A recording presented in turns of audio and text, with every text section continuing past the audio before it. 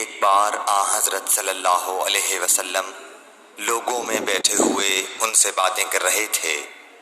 اتنے میں ایک دیہاتی آپ کے پاس آیا اور پوچھنے لگا کہ قیامت کب آئے گی۔ آپ صلی اللہ علیہ وسلم اپنی گفتگو میں مصروف رہے۔ بعض لوگ جو مجلس میں تھے کہنے لگے آپ صلی اللہ علیہ وسلم نے دیہاتی کی بات سنی لیکن پسند نہیں کی، اور بعض کہنے لگے کہ نہیں بلکہ آپ نے اس کی بات سنی ہی نہیں۔ جب آپ اپنی باتیں پوری کر چکے تو میں سمجھتا ہوں کہ آپ صلی اللہ علیہ وسلم نے یوں فرمایا، وہ قیامت کے بارے میں پوچھنے والا کہاں گیا؟ اس دیہاتی نے کہا حضور میں موجود ہوں۔ آپ نے فرمایا کہ جب امانت ایمانداری دنیا سے اٹھ جائے تو قیامت قائم ہونے کا انتظار کر۔ اس نے کہا ایمانداری اٹھنے کا کیا مطلب ہے؟ آپ صلی اللہ علیہ وسلم نے فرمایا کہ جب حکومت کے کاروبار نالائق لوگوں کو سونپ دیے جائیں تو قیامت کا انتظار۔ عبداللہ بن عمرو نے کہا کہ ایک سفر میں جو ہم نے کیا تھا حضرت صلی اللہ علیہ وسلم ہم سے پیچھے رہ گئے، اور آپ صلی اللہ علیہ وسلم ہم سے اس وقت ملے جب عصر کی نماز کا وقت آن پہنچا تھا۔ ہم جلدی جلدی وضو کر رہے تھے، پس پاؤں کو خوب دھونے کے بدل ہم یوں ہی سا دھو رہے تھے۔ یہ حال دیکھ کر آپ صلی اللہ علیہ وسلم نے بلند آواز سے پکارا، دیکھو ایڑیوں کی خرابی دوزخ سے ہونے والی ہے۔ 2 یا 3 بار آپ صلی اللہ علیہ وسلم نے یوں ہی بلند آواز سے فرمایا۔ صحیح بخاری حدیث نمبر 60۔ عبداللہ بن عمرو نے کہا کہ ایک سفر میں جو ہم نے کیا تھا حضرت صلی اللہ علیہ وسلم ہم سے پیچھے رہ گئے، اور آپ صلی اللہ علیہ وسلم ہم سے اس وقت ملے جب عصر کی نماز کا وقت آن پہنچا تھا۔ ہم جلدی جلدی وضو کر رہے تھے، پس پاؤں کو خوب دھونے کے بدل ہم یوں ہی سا دھو رہے تھے۔ یہ حال دیکھ کر آپ صلی اللہ علیہ وسلم نے بلند آواز سے پکارا، دیکھو ایڑیوں کی خرابی دوزخ سے ہونے والی ہے۔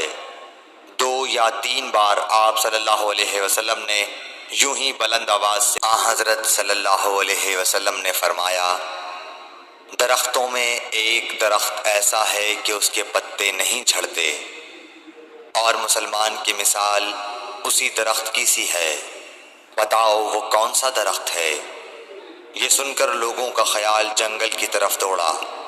عبداللہ رضی اللہ تعالی عنہ نے کہا میرے دل میں آیا کہ وہ کھجور کا درخت ہے، مگر میں اپنی کم سنی کی شرم سے نہ بولا۔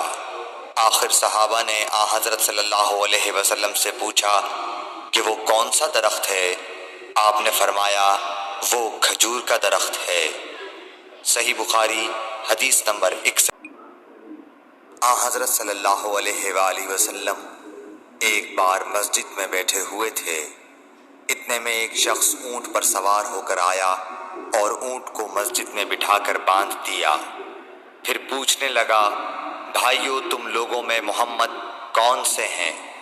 حضرت صلی اللہ علیہ وسلم اس وقت لوگوں میں تکیہ لگائے بیٹھے ہوئے تھے۔ ہم نے کہا حضرت محمد صلی اللہ علیہ وسلم یہ سفید رنگ والے بزرگ ہیں جو تکیہ لگائے ہوئے تشریف فرما ہیں۔ تب وہ آپ سے مخاطب ہوا کہ اے عبد المطلب کے فرزند، آپ صلی اللہ علیہ وسلم نے فرمایا کہو میں آپ کی بات سن رہا ہوں۔ وہ بولا میں آپ سے کچھ دینی باتیں دریافت کرنا چاہتا ہوں اور ذرا سختی سے بھی پوچھوں گا تو آپ اپنے دل میں برا نہ مانیے گا۔ آپ صلی اللہ علیہ وسلم نے فرمایا نہیں، جو تمہارا دل چاہے پوچھو۔ تب اس نے کہا کہ میں آپ کے رب اور اگلے لوگوں کے رب تبارک و تعالیٰ کی قسم دے کر پوچھتا ہوں، کیا آپ کو اللہ نے دنیا کے سب لوگوں کی طرف رسول بنا کر بھیجا ہے؟ آپ صلی اللہ علیہ وسلم نے فرمایا ہاں یا میرے اللہ۔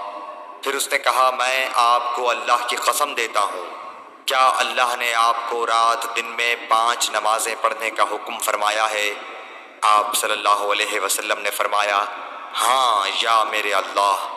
پھر کہنے لگا میں آپ کو اللہ کی قسم دے کر پوچھتا ہوں کہ کیا اللہ نے آپ کو یہ حکم دیا ہے کہ سال بھر میں اس مہینے رمضان کے روزے رکھو؟ آپ صلی اللہ علیہ وسلم نے فرمایا، ہاں یا میرے اللہ۔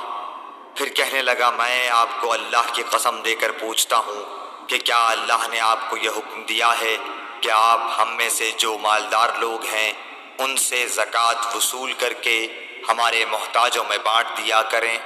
حضرت صلی اللہ علیہ وسلم نے فرمایا، ہاں یا میرے اللہ۔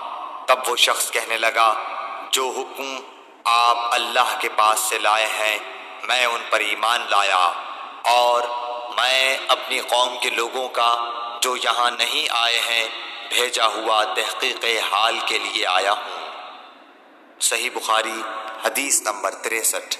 رسول اللہ صلی اللہ علیہ وسلم نے ایک شخص کو اپنا ایک خط دے کر بھیجا اور اسے یہ حکم دیا کہ اسے حاکم بحرین کے پاس لے جائے۔ بحرین کے حاکم نے وہ خط کسریٰ شاہ ایران کے پاس بھیج دیا۔ جس وقت اس نے وہ خط پڑھا تو چاک کر ڈالا۔ راوی کہتے ہیں، اور میرا خیال ہے کہ ابن مسیب نے اس کے بعد مجھ سے کہا کہ اس واقعے کو سن کر رسول اللہ صلی اللہ علیہ وسلم نے اہل ایران کے لیے بد دعا کی کہ وہ بھی چاک شدہ خط کی طرح ٹکڑے ٹکڑے ہو جائیں۔ اللہ نے بہت جلد اپنے سچے رسول صلی اللہ علیہ وسلم کی دعا کا اثر ظاہر کر دیا۔ صحیح بخاری حدیث نمبر 64۔ رسول اللہ صلی اللہ علیہ وسلم نے کسی بادشاہ کے نام دعوت اسلام دینے کے لیے ایک خط لکھا یا لکھنے کا ارادہ کیا تو آپ صلی اللہ علیہ وسلم سے کہا گیا کہ وہ بغیر مہر کے خط نہیں پڑھتے، یعنی بے مہر کے خط کو مستند نہیں سمجھتے۔ تب آپ صلی اللہ علیہ وسلم نے چاندی کی انگوٹھی بنوائی جس میں محمد الرسول اللہ کندہ تھا۔ صحیح بخاری حدیث نمبر 65۔ ایک مرتبہ رسول اللہ صلی اللہ علیہ وسلم مسجد میں تشریف فرما تھے اور لوگ آپ صلی اللہ علیہ وسلم کے ارد گرد بیٹھے ہوئے تھے کہ 3 آدمی وہاں آئے۔ ان میں سے 2 رسول اللہ صلی اللہ علیہ وسلم کے سامنے پہنچ گئے اور ایک واپس چلا گیا۔ پھر وہ دونوں رسول اللہ صلی اللہ علیہ وسلم کے سامنے کھڑے ہو گئے۔ اس کے بعد ان میں سے ایک نے جب مجلس میں ایک جگہ کچھ گنجائش دیکھی تو وہاں بیٹھ گیا، اور دوسرا اہل مجلس کے پیچھے بیٹھ گیا، اور تیسرا جو تھا وہ لوٹ گیا۔ تو جب رسول اللہ صلی اللہ علیہ وسلم اپنی گفتگو سے فارغ ہوئے تو صحابہ رضی اللہ عنہم سے فرمایا، کیا تمہیں 3 آدمیوں کے بارے میں نہ بتاؤں؟ تو سنو۔ ان میں سے ایک نے اللہ سے پناہ چاہی، اللہ نے اسے پناہ دی، اور دوسرے کو شرم آئی تو اللہ بھی اس سے شرمایا کہ اسے بھی بخش دیا، اور تیسرے شخص نے منہ موڑا، اللہ نے بھی اس سے منہ موڑ لیا۔ صحیح بخاری حدیث نمبر 66۔ رسول اللہ صلی اللہ علیہ وسلم اپنے اونٹ پر بیٹھے ہوئے تھے اور ایک شخص نے اس کی نکیل تھام رکھی تھی۔ آپ صلی اللہ علیہ وسلم نے پوچھا، آج یہ کون سا دن ہے؟ ہم خاموش رہے حتیٰ کہ ہم سمجھے کہ آج کے دن کا آپ کوئی دوسرا نام اس کے نام کے علاوہ تجویز فرمائیں گے۔ پھر آپ صلی اللہ علیہ وسلم نے فرمایا، کیا آج قربانی کا دن نہیں ہے؟ ہم نے عرض کیا، بے شک۔ اس کے بعد آپ صلی اللہ علیہ وسلم نے فرمایا، یہ کون سا مہینہ ہے؟